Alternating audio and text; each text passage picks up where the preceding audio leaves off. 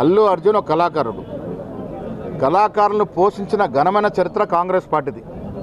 మీరు గుర్తుపెట్టుకోవాలి, మద్రాస్కి పరిమితమైనటువంటి చిత్రసీమ హైదరాబాద్కి రావడానికి ఆనాడు కాంగ్రెస్ ముఖ్యమంత్రులు మర్రి చెన్నారెడ్డి కానీ, జలగం వెంగళరావు కానీ, ఆ తర్వాత వచ్చినట్టు విజయభాస్కర్ రెడ్డి కానీ, ఆ తర్వాత రాజశేఖర రెడ్డి కానీ ఎన్నో వెసులుబాట్లు ఇచ్చినారు. చాలా చౌక ధరలకే భూమి ఇవ్వడం వల్ల ఇవాళ హైదరాబాద్లో వెలిసినటువంటి రామానాయుడు స్టూడియో కానీ, పద్మాలయ స్టూడియో కానీ, రకరకాల గొప్ప స్టూడియోలు ఎట్లా వచ్చాయి? అసలు మద్రాస్కే పరిమితమైనటువంటి ఆనాటి మేటి నాయకులు హైదరాబాద్ రావడానికి కారణం ఎవరు? కాంగ్రెస్ పార్టీ కదా. మెగాస్టార్ చిరంజీవికి కేంద్రంలో మంత్రివర్గ పదవి ఇచ్చింది ఎవరు? కాంగ్రెస్ పార్టీ కదా.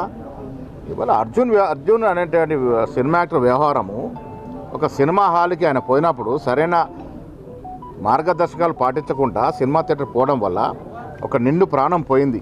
ఒక మహిళ, ఇంటి మహిళ చనిపోతే ఆ కుటుంబం ఎంత రోడ్డున పడుతుందో అర్థమవుతుంది. ఇలా బాలుడు బతుకు కొరకు పోరాడుతున్న సందర్భం.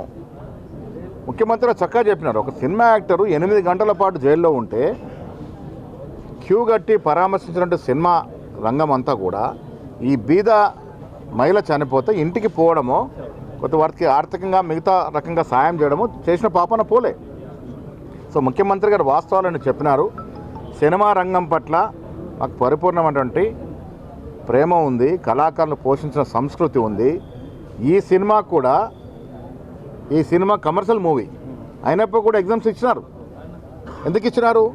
కళాకారులు పోషించాలని. కళాకారులన్నా పోషించే సంస్కృతి కాంగ్రెస్ పార్టీది.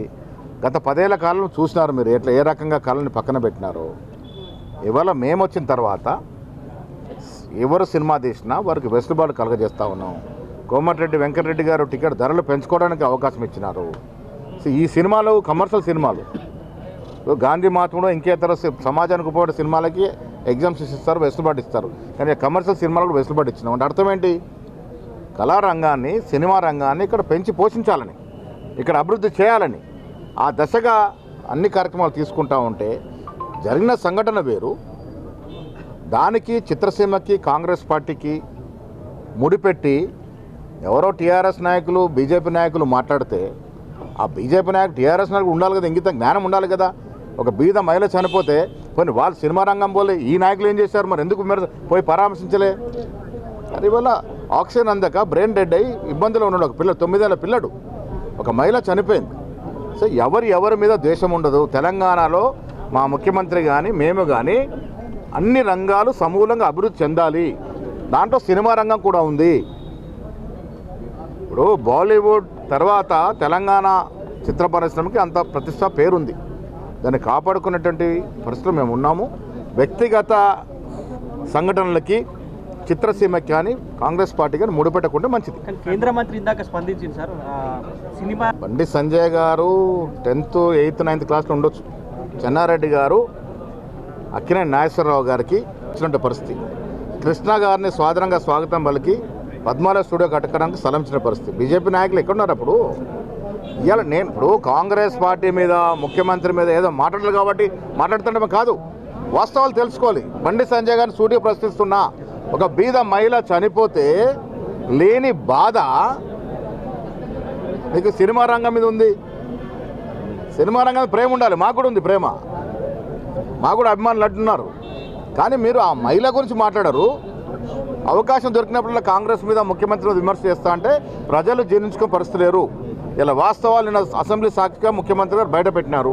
ఇవన్నీ కూడా వాస్తవాలు తెలుసుకోకుండా ఎవరిని విమర్శించాలి కాబట్టి విమర్శిస్తారంటే అది సహేతుకం కాదు. ఏఐసిసిలో పరిధిలో ఉన్నట్టు అంశం అది. మేము కూడా మీలాగా ఎదురు చూస్తూ ఉన్నాం మంత్రివర్గం ఎప్పుడైతుందా అని. ఇంకేమన్నా జిల్లా సమస్యలు వస్తారు. జిల్లాకి మంత్రివర్గంలో అవకాశం వస్తుంది. నేను కూడా ఆశిస్తూ ఉన్నాను. డెఫినెట్గా వచ్చే అవకాశం ఉంది. ముఖ్యమంత్రి గారు కూడా దాన్ని పరిశీలిస్తూ ఉన్నారు. ఏఐసిసి కూడా పరిశీలిస్తూ ఉంది. నిజామాబాద్ జిల్లా ఉత్తర తెలంగాణలో ఒక ప్రాముఖ్యమైన జిల్లా. డెఫినెట్గా క్యాబినెట్లో నిజామాబాద్ జిల్లాకి అవకాశం ఉండాలని నేను కూడా కోరుకుంటా ఉన్నాను. ఇవన్నీ కూడా అపోహలు సృష్టించే అబద్ధపు ప్రచారము, విష ప్రచారము టీఆర్ఎస్ నాయకులు చేస్తూ ఉన్నారు. మంచి సందర్భం కాబట్టి కేటీఆర్ గురించి 2 నిమిషాలు మాట్లాడుకోవాలి. ఈ రాష్ట్రాన్ని యథేచ్ఛగా దోచినటువంటి కుటుంబం కేసీఆర్ కుటుంబం. ఇలా ఫార్ములా ఈ రేస్ 1లో అడ్డంగా ఇరికిపోయినాడు. మొన్న వరకు ఏమన్నాడు, నేను రెడీ ఉన్నా చేరుకోవడానికి యోగాసనాలు అవి వేసి ఆ కవిత గారి దగ్గర సూచనలు కూడా తీసుకున్నారు ఎట్లా ఉండాలి జైల్లో ఏంటని. ఇప్పుడేమో మళ్ళీ కోర్టును ఆశ్రయించారు. అరే మీకు మాకన్నా కేటీఆర్ గారికి బాగా తెలుసు ఆయన తప్పు చేస్తున్న ఫార్ములా ఈ రేస్లో అని. డెఫినెట్గా శిక్ష పడుతున్న మాట కూడా తెలుసు. అందుకే ప్రజల నుంచి సింపతి పొందే ప్రయత్నం చేస్తూ ఉన్నాడు. ప్రజలు మమ్మల్ని అధికారం తీసుకొచ్చినారంటే ఈ దోపిడీ ఎవరైతే పాల్పడినారో టీఆర్ఎస్ నాయకులు అవన్నీ కూడా కక్కేయాలని మమ్మల్ని అధికారం తీసుకొచ్చినారు. డెఫినెట్గా ఆ దశగా మా ప్రయత్నం ఉంటుంది. మీ సహకారం